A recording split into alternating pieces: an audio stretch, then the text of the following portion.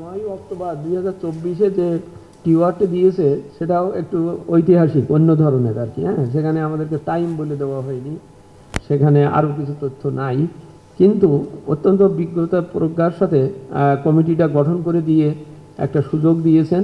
কিন্তু আমরা মনে করি এইরকম এন্ডলেস টাইম নিয়ে কোনো সংস্কার প্রস্তাব বা করে করা ঠিক হয় না, কারণ তাহলে কাজের ভিতরে থাকে না। আমরা মোটামুটি একটি নির্দিষ্ট সময়ের মধ্যেই আমাদের নিজেদের হিসাব মতোই আমরা একটা প্রাথমিক রিপোর্ট দেব, তারপরে আবার ওনারা কোয়ারি করলে আমরা আবার দেবো। আমরা ইতিমধ্যে একটি ইন্টারিম রিপোর্ট দিয়েছি একটা বিষয়ের উপরে, কারণ আমরা ওনাদের এখানে যে 5টা টিওয়ার যেটা বলেছেন, 6টা টিওয়ার বলেছেন, তার থেকে আমরা মোটামুটি ভাগ করে নিয়েছি। প্রথমটাই হচ্ছে ওই যে রাজস্ব নীতি সংস্কার আর রাজস্ব প্রশাসন সংস্কার, এই দুটোকে একসাথে করে আমরা মনে করেছি, যেটা মইনুল বললেন, সেপারেশন অফ অ্যাডমিনিস্ট্রেশনে আমরা মনে করি এতেই আমাদের প্রায় 24% অফ আওয়ার বিষয়গুলো কাভার হয়ে যাবে যদি আমরা সেপারেশনের ব্যাপারে খুব ক্লিয়ার করে বলতে পারি। দ্বিতীয় বিষয় আমরা বেছে নিয়েছি ডিজিটাইজেশন। এইটাকেও যদি আমরা ঠিক মতন ভালোভাবে সাজেশন দিয়ে সেটা যদি ইমপ্লিমেন্ট করতে পারি, তাহলে আমি মনে করি অ্যানাদার প্রায় 47% অফ ইস্যুস ওটা রিজলভ হয়ে যাবে, বিষয়গুলো হয়ে যাবে, সংস্কারগুলো হয়ে যাবে। বাকিটা হচ্ছে এই কিসে কত ট্যাক্স নেওয়া উচিত বা নেওয়া উচিত, এগুলোর তো প্রতি বছর বাজেটের আলোচনায় হয়, অর্থ বিলে আসে, সেটা তো একটা কন্টিনিউয়াস প্রসেস, আমরা সেগুলোর ব্যাপারেও দেব। এবং সেই জন্যেই আমরা যেটা করছি, আমরা এই যে 3টি ঐতিহাসিক আইন, ইনকাম ট্যাক্স অ্যাক্ট, তারপরে কাস্টমস অ্যাক্ট এবং ভ্যাট আইন, এই 3টা আইনকে আমরা একেবারে কি বলে পয়েন্ট বাই পয়েন্ট, ধারা বাই ধারা আমরা বিশ্লেষণ করতেছি, করে আমরা একটা খুব শীঘ্রই এইটার উপরে একটা দেবো, ডিজিটাইজেশনের উপরে একটা দেবো। আমরা ভাগ ভাগ করে দিচ্ছি, আমরা একসাথে পুরো ফাইনাল রিপোর্ট দিচ্ছি না, কারণ ওদিকেও একটা সময়ের ব্যাপার আছে, এদিকেও আমাদের পরিস্থিতির বিষয় আছে। আমরা কিন্তু সকল স্টেক হোল্ডারের সাথে, কারণ আমাদের এই কমিটিতে কোনো প্রাইভেট সেক্টরের কোনো রাখা হয়নি বা থাকেনি, কিন্তু আমাদের স্ট্র্যাটেজিটা হচ্ছে কি, আমাদের প্ল্যানটা হচ্ছে আমরা সকল আমরা 32টি সংস্থাকে চিঠি লিখেছি, তাদের কাছ থেকে লিখিত নিচ্ছি। এই কারণ মুখে এসে সেমিনারে এসে কিছু করলে ওইটার থেকে ওটা ঠিকই থাকে না, আমরা সেগুলো পেয়েছি সবার কাছ থেকে, ইআরএফের কাছ থেকে এখনও পাইনি, তারা ইতিমধ্যে আমাদের সাথে মিটিং করেছিলেন, তারা দেবেন।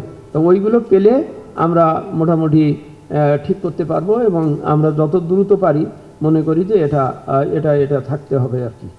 এবং আমরা প্রথমে যেটা পৃথকীকরণের বিষয়টা, সেটাতে আমরা খুব মাইনিউটলি খুব ইনডেপথ আলোচনা করেছি, করে আমরা মূলত দেখেছি যে 2টা জিনিস ইম্পর্টেন্ট, মইনুলও খুব সুন্দরভাবে বলেছেন, সেটা হচ্ছে যে এনবিআরকে এমপাওয়ার করতে হবে, তাকে সেপারেট করতে হবে, তাকে স্বাধীন করতে হবে, তাকে তার দায়িত্ব বুঝাই দিতে হবে এবং সেইটা পালন করবে। তো সেই জন্যে আমরা 1972 সালের যে আইনটি আছে এনবিআরের, যেটা আমরা সেটাকে সংস্কার করে আমরা ওইটাকে সেই অনুযায়ী এনবিআরকে করতে বলেছি। আর পলিসিটা অবশ্যই আমরা ওই যেটা আইআরডি আর কি, তার একটু নাম টাম পাল্টিয়ে সুভাষিস বলে ফেলছে, ওটা কমিশন না, আমরা কমিশন বলছি না, আমরা একটা ডিভিশন, রেভিনিউ ডিভিশন বলে সেখানেই যাবে। এবং মইনুল বলেছেন, আমরাও অর্থ উপদেষ্টাকে বলেছি যে স্যার সেখানে নলেজেবল লোক থাকতে হবে, এরকম না যে, কারণ এনবিআরের এই 53 বছরে যে সমস্যাটা হয়েছে সেটা হয়েছে যে ওই ঠিক ওই ফিল্ডের সাথে ফিল্ডের লোকের সেই প্রশাসন থেকে শুরু করে সব কিছুতে সেখানে বেশ কিছু গ্যাপ তৈরি হয়ে গিয়েছে এবং ছিল বলেই এটা আমরা সেইটার উপরে বিশেষ জোর দিয়েছি। এবং আমরা খুব ভালোভাবে বলেছি যে পলিসিতে যারা দেখবেন তারা কারা, তাদের যোগ্যতা কী, বা সেই বিষয়গুলো তাদের লিডারশিপের বিষয়গুলো সেটার উপরে সেখানে থাকবে। আমরা এইগুলো করতে যেয়ে আমরা কিন্তু আমাদের স্টেক হোল্ডার 2টা ঠিক করেছি, মানে আইডেন্টিফাই করেছি। প্রথম স্টেক হোল্ডার হচ্ছে এনবিআর নিজেই, যে কারণ সেই তো এইগুলো ইমপ্লিমেন্ট করবে এবং তার কি দক্ষতা বিষয় সেইগুলো, সেই জন্যে আমরা 2টা ক্যাডারের সাথে খুব ভালোভাবে বারবার বসেছি, তাদের কাছ থেকেও আমরা মতামত নিয়েছি এবং এটা গুরুত্বপূর্ণ মনে করি আমরা এই জন্যেই যে যার কাজ সেই ছাড়া অন্য লোকের করতে যাওয়াটা এতে কাজের হয়, সেই জন্যে আমরা সেইভাবে সাজেশন হতে চাই। আমাদের দ্বিতীয় স্টেক হোল্ডার হচ্ছে সকলে, এই যে আমাদের সকল করদাতা, সকল সমিতি, সকল অ্যাসোসিয়েশন, এই যে আপনারা ইআরএফ সকলে, কারণ আমরা মিডিয়াকে অত্যন্ত সম্মান করি, গুরুত্ব দিই এই জন্যই যে জনমত সৃষ্টি করার ব্যাপারে, একটা বিষয়কে ডিসেমিনেট করার ব্যাপারে মিডিয়ার একটা বিশেষ ভূমিকা আছে এবং মিডিয়া কিন্তু সবসময় এই যে আমাদের বাজেটের আলোচনাটা কিন্তু আমি মনে করি জনপ্রিয় করেছেই কিন্তু মিডিয়া, সেই কিন্তু তারা কিন্তু এ করতে, সেই জন্য আমরা মিডিয়াকে খুব গুরুত্ব দিয়েছি এবং করদাতাদের বিভিন্ন প্রতিষ্ঠানের সাথে করছি।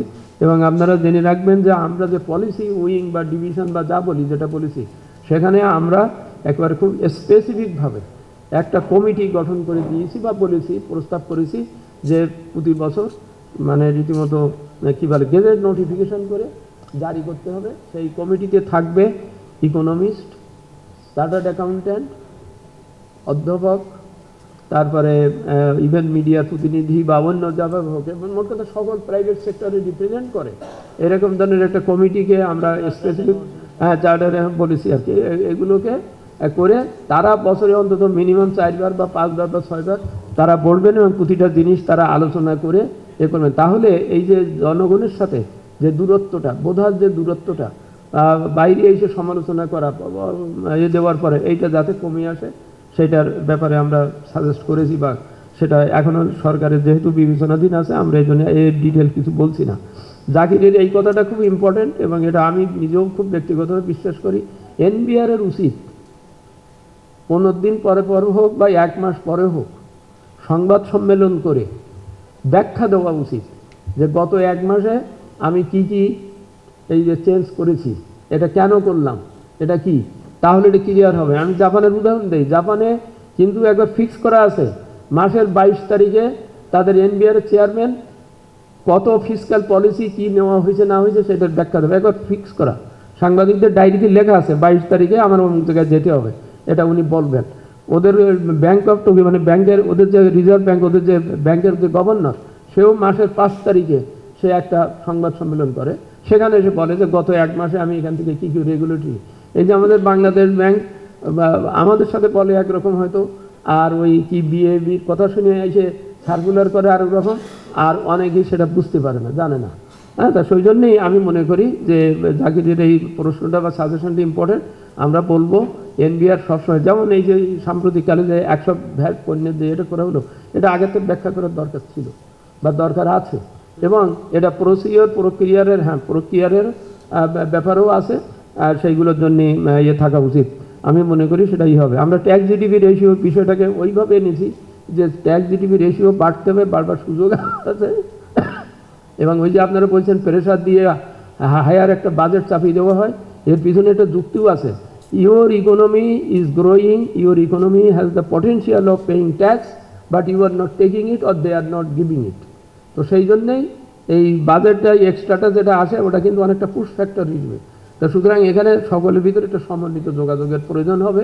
করদাতাকেও আমি মনে করি একটা সামাজিক সচেতনতা না আসলে করদাতা বাড়বে না। কিন্তু আপনার পাশের লোক কর দেয় না আর তার করের চাপ এসে আপনার উপর পড়ে, আর আপনি কিছু বলবেন না, আপনি হাহুতাশ করবেন, এটা ঠিক হবে না।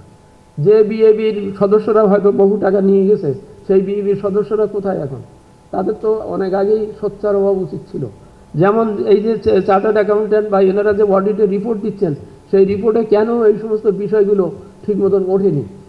কন্ট্রোলার অ্যান্ড অডিটর জেনারেলের অফিস, আমি বলতে চাচ্ছি রেগুলেটরদের কথা বলছি, কন্ট্রোলার অ্যান্ড অডিটর জেনারেলের অফিস এই গত 15 বছরে তার ব্যাংকিংয়ের কী স্টাডি করেছে, কী অডিট করেছে তারা, যে এত টাকা চলে গেল, তাদের ব্যাংকের হিসাবে বা তার কি একটা অডিটে কি ধরা পড়েনি এগুলো? অর্থাৎ যার যার ভূমিকা সে যদি না পালন করে তাহলে কিন্তু এটা হবে না। আমরা দেখতে পাচ্ছি বাংলাদেশ ব্যাংকের একজন সাবেক ডেপুটি গভর্নরের বাসায় বান্ডিল বান্ডিল ডলার এবং ইউরো এবং সোনা দানা পাওয়া গেছে। এ কোথায় একদিনে উঠছে কেন?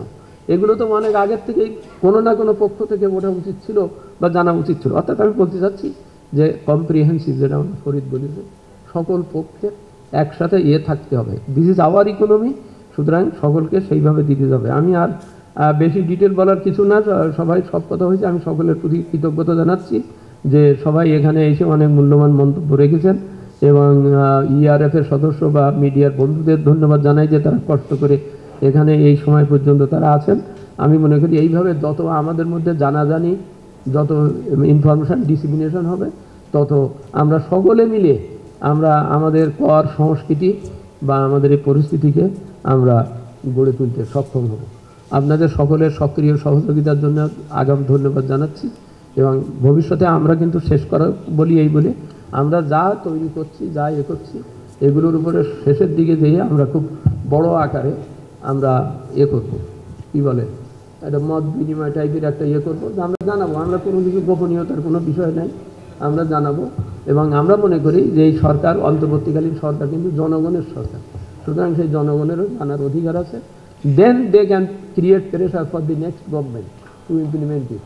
ও জানা দরকার, সেই দিকে আমরা যাব ইনশাল্লাহ।